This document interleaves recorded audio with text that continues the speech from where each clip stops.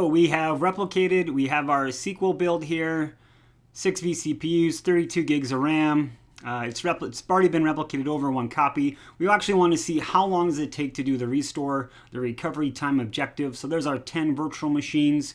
We're going to do an unplanned failover, and so it's going to use the existing snapshot on the other side. We have a small warning about some other IPs with those VMs. It doesn't really matter. We'll see a small red error on the validation side, but it's going to do the restore. So we're just going to carry on here.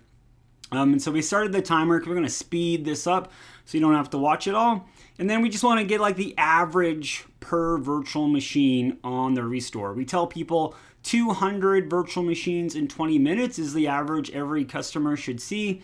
And so, are we keeping up to that? Are we, fibbing, as it were, from a marketing perspective? So we're testing it out. These are pretty beefy virtual machines to be powering on.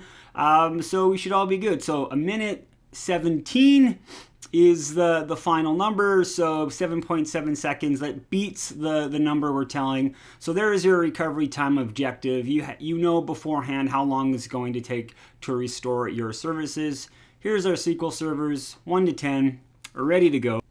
Thanks for watching, and please watch the storage performance video as well. Thank you.